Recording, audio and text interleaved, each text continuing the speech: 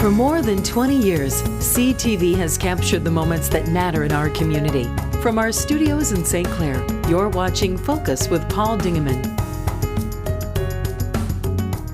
Well, welcome to another edition of the Focus program. Glad that you are along. Coming into the last week of January and the first part of February. We're glad, as I said, you're here. We've got a great show lined up for you today because we've got representatives from DTE Energy to talk to us about what's going on in East China Township. And let's welcome to the program Stephanie Virus. Stephanie, nice to see you. Welcome to the show. And Mike's with us too. Hello, Steph. Hi, Paul. How are you? Great to see you. Wish we could be there with you, but like many businesses, we are still pretty much working remote for the most part. So thanks totally for having understand. us on, and thanks for making it work.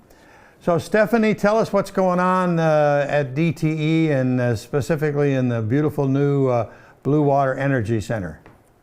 Well, thanks, Paul, for having us today. And my colleague, Mike Banks, will go into a great level of detail on all the great things him and his team and our greater Blue Water Energy Center team have been doing in East China Township over the last almost year now. So I think since we've talked last, given what's going on with the pandemic. But like most, we continue to work remotely like most companies do. If we don't have to be in the office, we're not. We found it to be productive. And we're trying to keep people safe. That's really what it boils down to. So in and out, each day's a little bit different. I'm sure just like yours, huh? Yeah.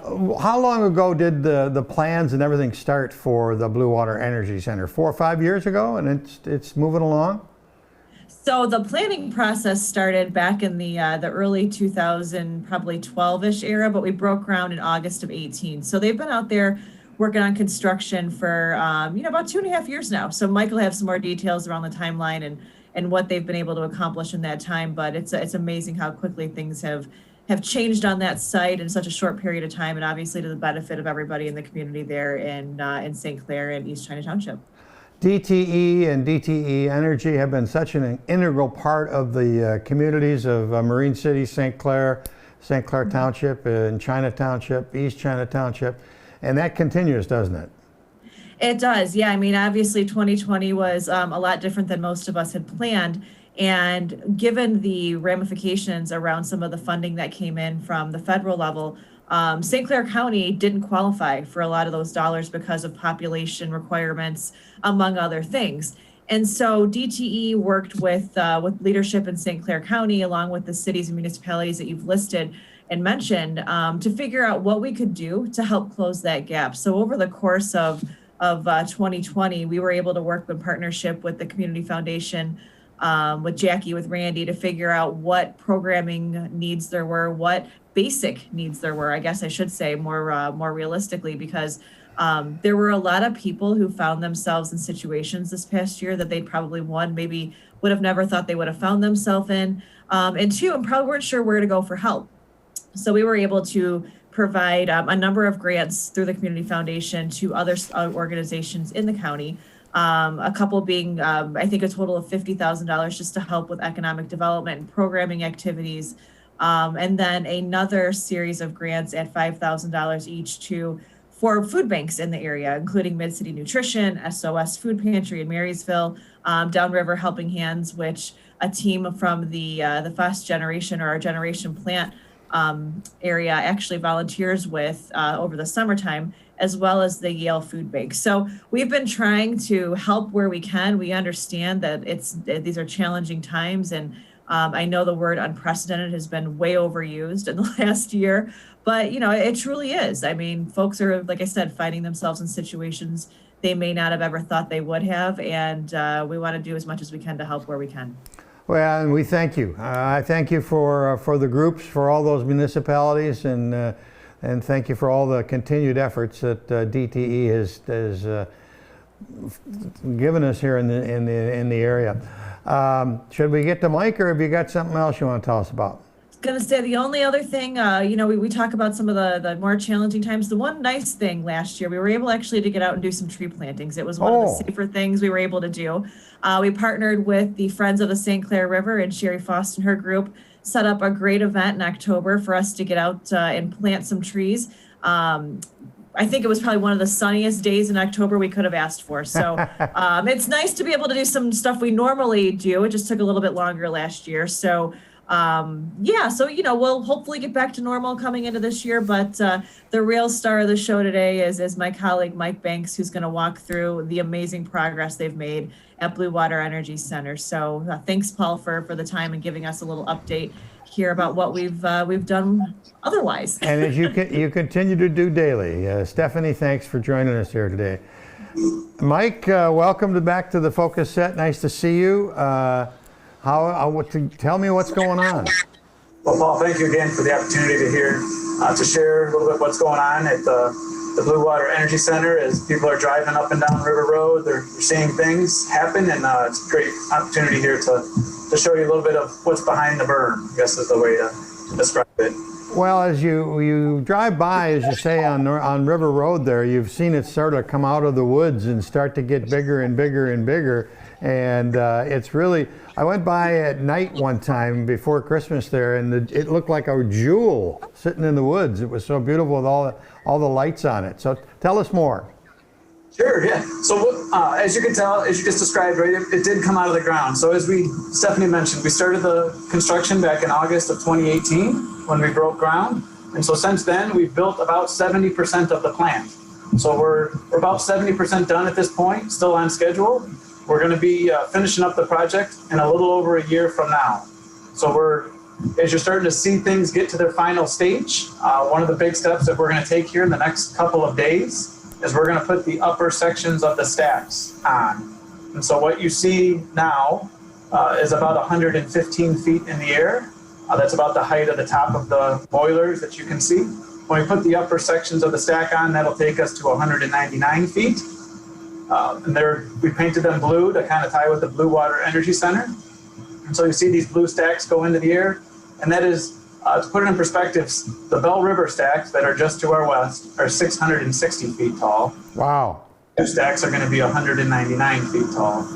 So you can tell that, we're going to be a substantially lower footprint in terms of an opportunity for people to see them from afar. We're going to be much lower to the ground. Wow. Also 200 feet to 600 feet. That's quite a difference. And you're going to get much more energy out of this plant than you do of the St. Clair power plant, right? So at its peak, we're going to match about what St. Clair was able to generate. And as St. Clair has continued to retire some of those units, our output will exceed what they can do today. So we're going to be able to generate a little over 1,100 megawatts here. Wow.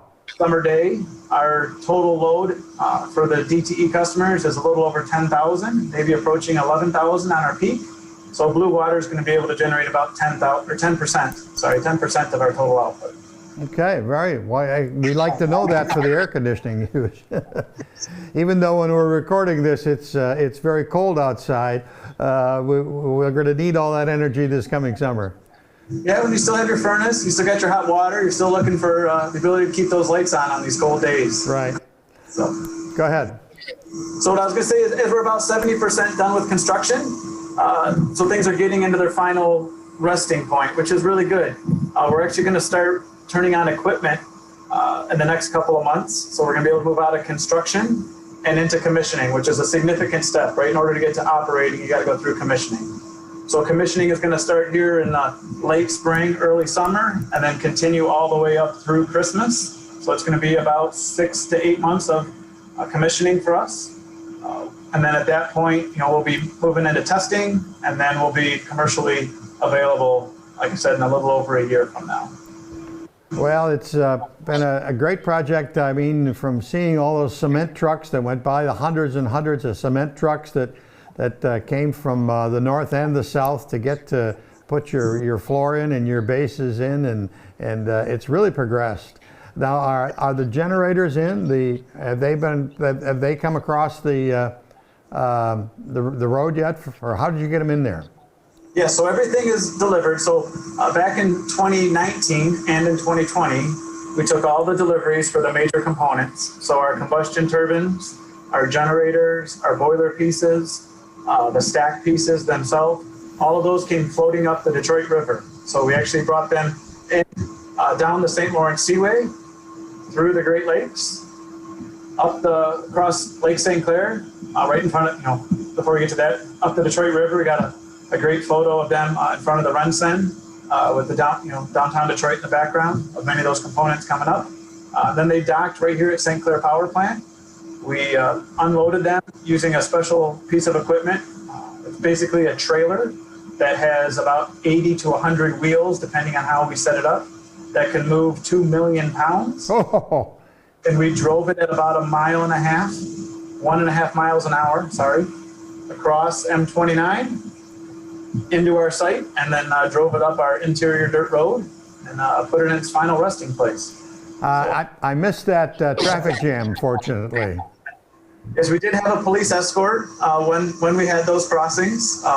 We did most of them in the daytime. We did do a couple at night, but the shutdown, if people were caught by it, lasted 5 to 10 minutes.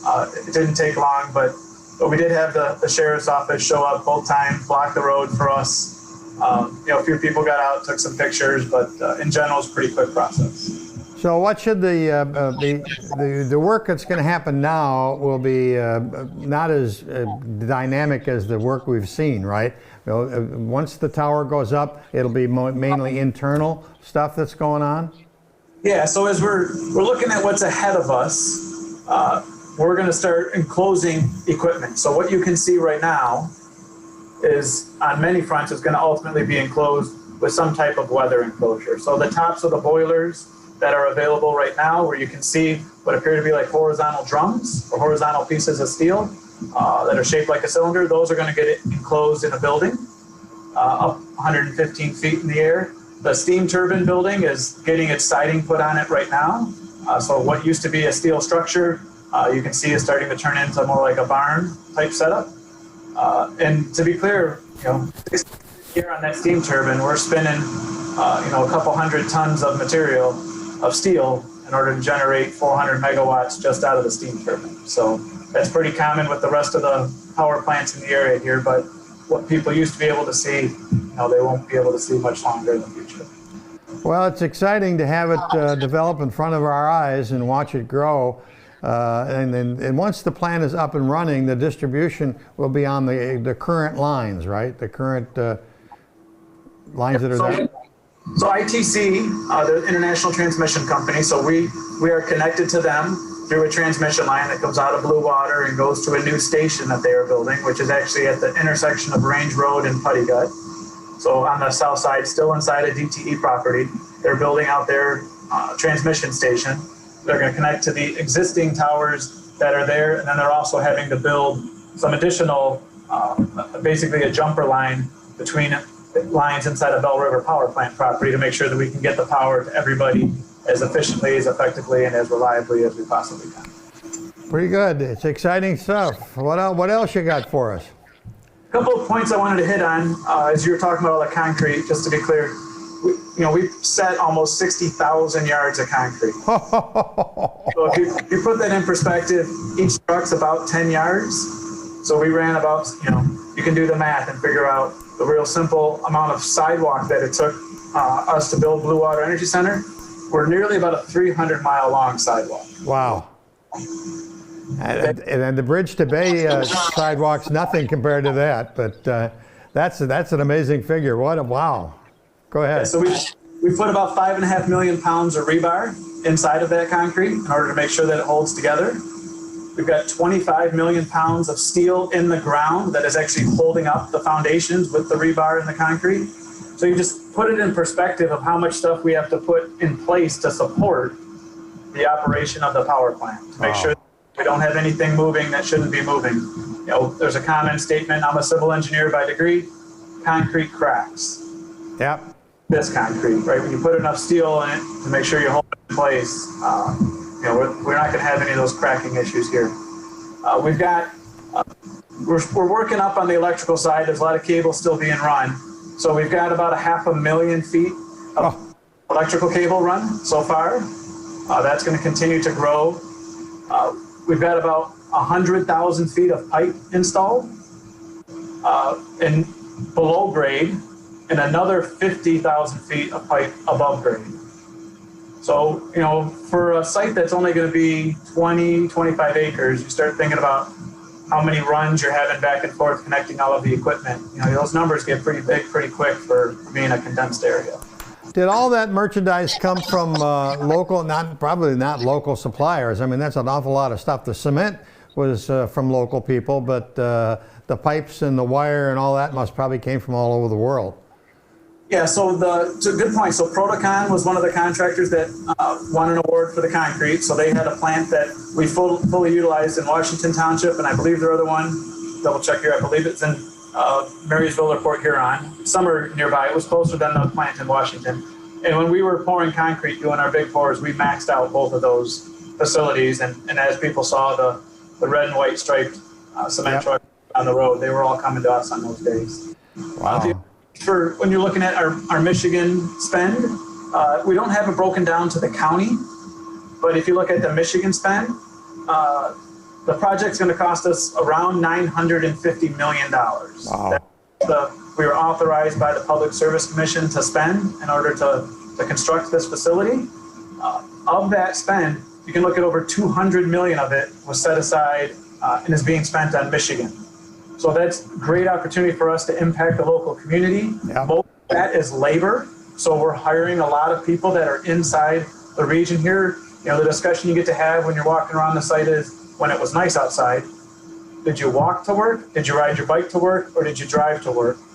And if you drove, was it more than 5 or 10 minutes? And there are more times than not, you're getting people who are, I rode my bike to work, or it was a 10-minute drive to work.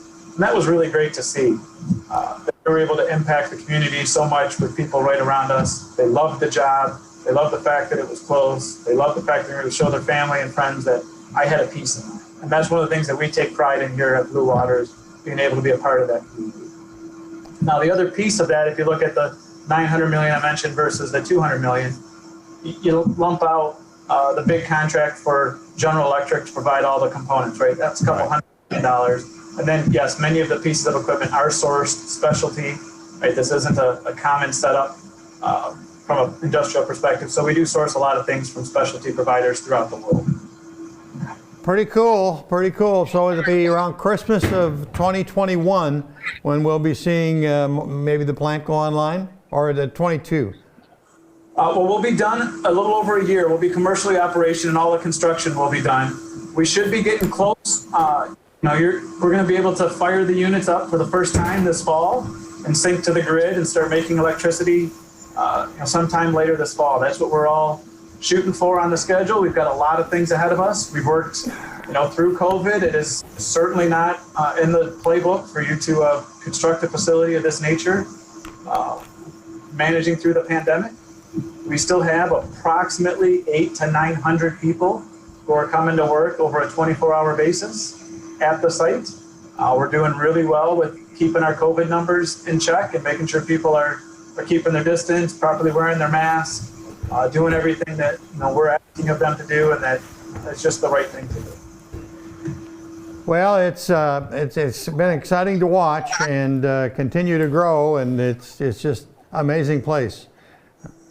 Well, thank you. We appreciate the opportunity to be a strong member of this community, right? A great opportunity for the jobs that are here during construction, a great opportunity for the jobs that are going to be here after the fact into operation, and just continue to have a presence in St. Clair County. Have we missed anything? I don't think so, Paul. I think we've covered it all. Well, somewhere down the road, will there be an open house for the local citizens, or is that something that's because of security and COVID and everything else that won't happen? Well, that is certainly something that we wanted to do during construction. We had every intention to do that during construction, right? And then we're managing through the pandemic. Out into the future, that is an opportunity that I would really like to present to the residents and the friends and family that we have around the neighborhood here and around the township. So I won't rule it out yet. It isn't a security piece. We just got to decide when it's safe to be able to do that. Okay. His name is Mike Banks. He's the plant manager of Blue Water Energy Center, and he was with Stephanie from the Public Relations Department of DTE, and Stephanie's still with us. Stephanie, you got any final thoughts? No, thanks for the time. And one thing that I do want to also point out, we we worked with Justin Westmiller and his team at the emergency management area, and we continue to do so to provide PPE as needed. So if folks do still need stuff, reach out to Justin, let him know. And if he's obviously coming up short, we've got some connections on how to get stuff. So we're happy to help that way too. So thanks again, Paul, for the time today. We appreciate it. It's always a pleasure to have the representatives from DTE with us, and thanks again for all that you do for St. Clair County and for the municipalities immediately around the plant. That's about it for this edition of the Focus program. Thanks very much for tuning in. Till next time, I'm Paul Dingeman. See you soon. Thanks for watching Focus with Paul Dingeman. Focus is produced at the CTV Community Television Studios in St. Clair. For over 20 years, CTV has captured the moments that matter to our community.